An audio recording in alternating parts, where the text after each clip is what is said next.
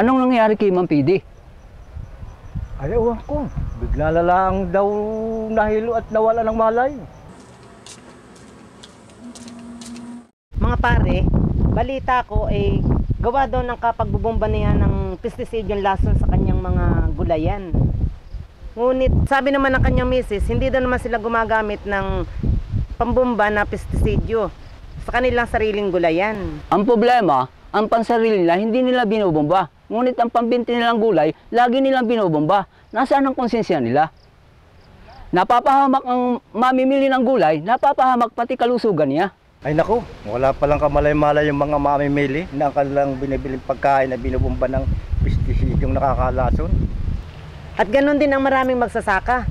Wala silang kamalay-malay na nasisira ang kanilang kalusugan tuwing sila gumagamit ng pesticidyong lason. Ang hanap buhay namin mag-asawa ay magtanim po kami ng gulay. Gusto namin maging maganda ang bunga ng aming halaman. Kaya ang ginagawa namin, pagka yung may naninira na, ang ginagawa namin, aming ini-spray kaagad. Nang matagalan na, sabi ng asawa ko, siya parang nanghihina. Nagpatingin siya sa doktor. In-examine na din pati yung dugo niya. Tapos inano ng doktor, ang ng pangingitim ng kanyang balat, gagawa ng sa lason. Hindi inaisip namin na siguro gawa nung kapag i-spray natin ng mga halaman. Hanggang sa edad na 50 anyos, siya ay doon na nga siya pumanaw. Tayo ng gulay, pampahaba ng buhay. Paano kung ito ay binombahan ng pestisidyong lason at ginamitan pa ng synthetic fertilizers? Di ba delikado ito para sa atin?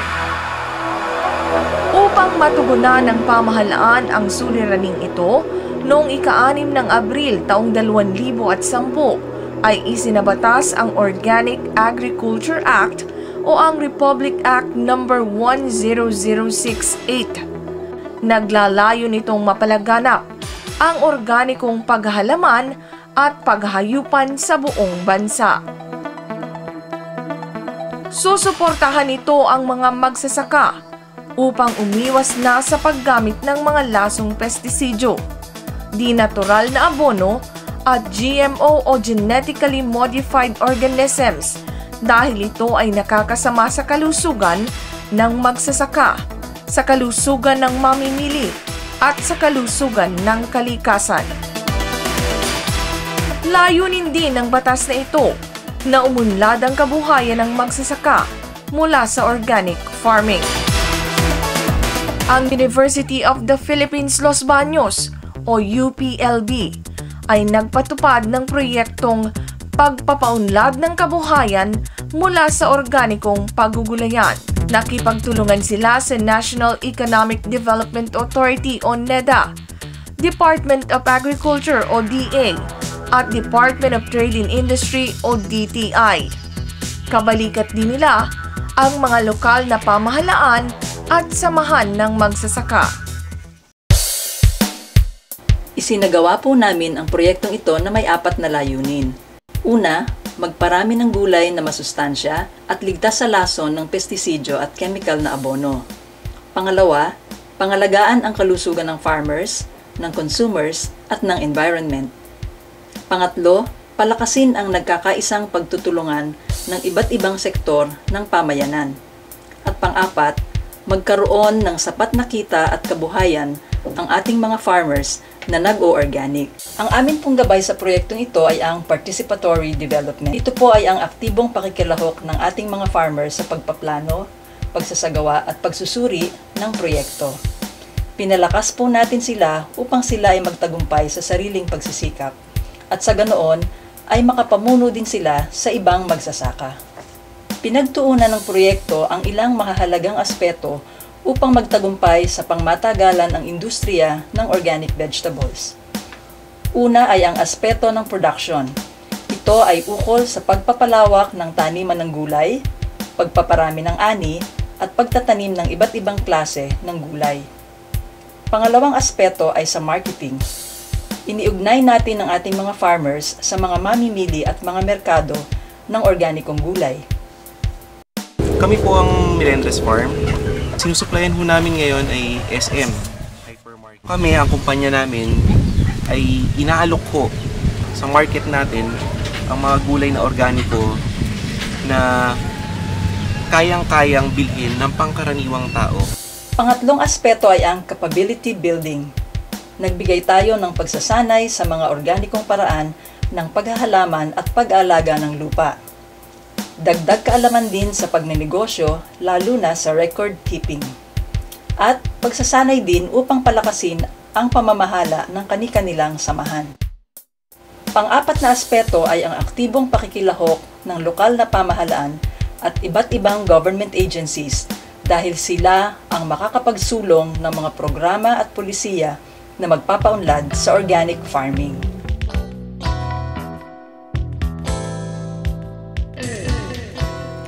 Sa loob ng halos 3 taon, ay mayroon ng tagumpay ang proyektong ito sa ilang bayan ng Calabarzon, sa Baras, Rizal.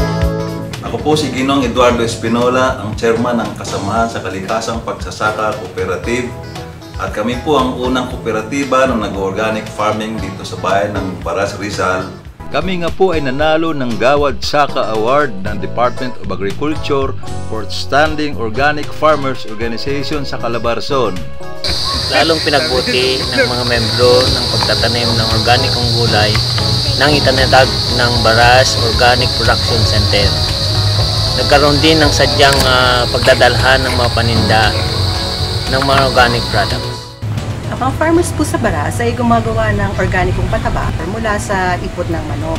Kami po ay nag-imbita ng mga experts para matulungan ang kakasa para ma-improve nila ang kalidad at ang formula ng kanilang organic fertilizer. Ang bayan ng Baras, Rizal ay first organic town sa buong Pilipinas. Mga gumagamit ng mga pangalan na sinasabing ito'y organic, ngunit hindi naman.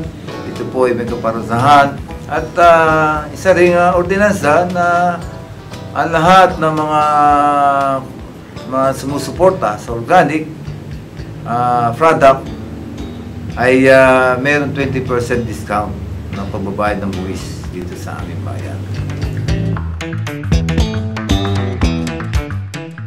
Dito sa aming bayan ng Bawan, Batangas, ay unti-unti nang namumulat ang mga farmers sa paggamit ng vermicompost. Ang aming samahang Bawan Organic Farming Association ay nagpapaiwi ng bulate sa mga kasapi at siyang ginagawang vermicompost. Ito ay malaking tulong sa mga kasapi. Hindi na po bibili kami ng abono, hindi na kailangan ang malaking halaga. At sigurado ang kalidad nito. Ako po ay pinagkalooban ng 5 kilong bulate na yun po ang aking inalagaan. Naparami ko po at sa loob po ng 3 buwan, ako po ay nakapamigay sa mga members ng 5 kilo. Bali, 5 katao yung aking pinagbigyan.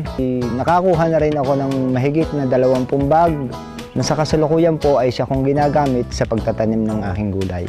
Nakita po namin sa aming pag-aaral na ang problema ng basura dito sa amin po sa bayan ng Bawan ay pwede namin itali sa proyekto naman po ng UPLB NEDA, which is vermicomposting. Ang UPLB NEDA po ang nag-provide ng ating mga materyales sa construction ng ating vermicomposting house. Now, ang LGU naman po ng Bawan ang siyang sumagot sa labor. Pagsali ko sa organic farm, natutuhan ko ang ating pagtatanim. Dahil sa isang lote na aming tinatamnan ay iba't ibang klase. Ang kagandahan po ay pag yung araw-araw po may napipitas kaming halaman ng pagkain ng aming pamilya at nakakapagbili pa ho si Mrs. Sa araw-araw po ay meron tayong kita. Kalimitan ng aking mga gulay na bibili na ho dito sa aming barangay. Kasi mas gusto nilang bumili sa akin ng gulay dahil walang lason. Kaya sana ay makapagsama kami ng taga rito na magtatanim din ng organic na gulay para masuportahan namin ang aming barangay para hindi na sila kumain ng lason.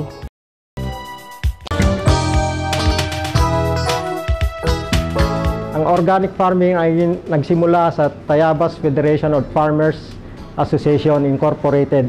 Ito'y nagbuo ng organic vegetable group at ito ay nakarehistro sa SEC, Security and Exchange Commission. Samahan po ay kinilala at binigyan ng parangal ng UP Los Baños dahil sa pagpapalaganap ng organikong pamamaraan sa lungsod ng Tayabas. Kami po ay nagbuo ng 4 na cluster sa magkakalapit na barangay para po mabuo po namin na kami po ay makapagtanim ng iba't ibang klaseng gulay na sa iba't ibang panahon para hindi po mag-oversupply ang gulay sa aming pamilihan. Para tuloy-tuloy po yung ani at hindi po matigil ang aming pagbibinta sa palengke. Bilang Pangulo ng TAPA na composed of 47 barangays, ini-encourage ko sila na sumali dito sa aming grupo. At inaasahan ko na darating ang panahon na ang lahat ng mga magsasaka dito ay maiipon dito sa Sama Pukata kung alin ang mga tao na nagtatanim sa pamamaraang organiko. Meron pa rin kaming mga hamon na makakaharap. Subalit dahil matatag ang aming grupo at naniniwala kami na ang pag-organic ay ito ay isang pamamaraan ng magsasaka na may konsensya, alam kong kaya naming lampasan. Malakas ang paniniwala ko sa likas o organikong pagsasaka. Kaya nag-task agad ako ng focal person para siyang tumutok sa programang ito. Naglagay na rin agad ako ng fund.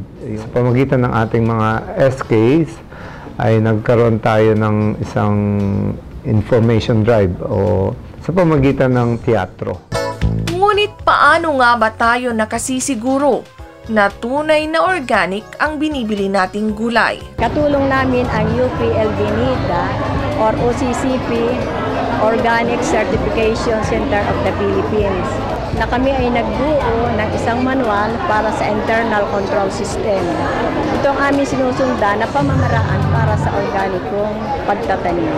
Sa loob ng 3 taong pagpapatupad ng UPLB NEDA project, ano kaya ang naging pagbabago sa buhay ng ating mga farmer partners? Magmula nung ako'y mag-organic, ay ako'y nakadamabagan ng parang lumakas yung aking katawan. Palibasa araw-araw ay ako'y napunta doon.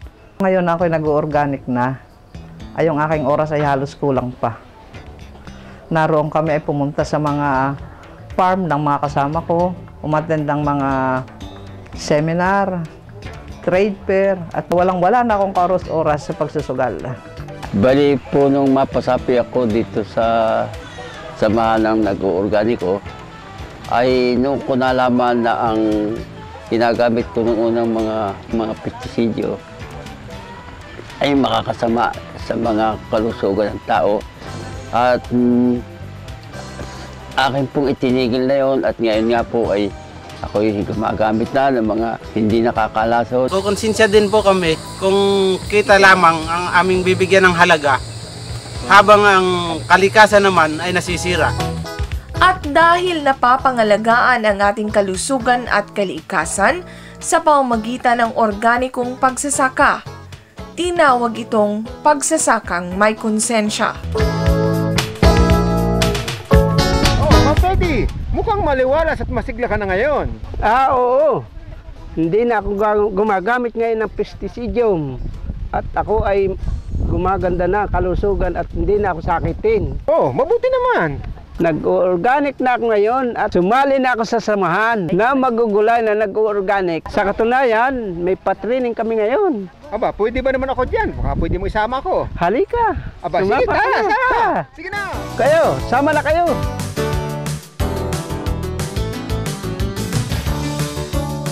Kayo, sama na rin kayo sa pag-organic.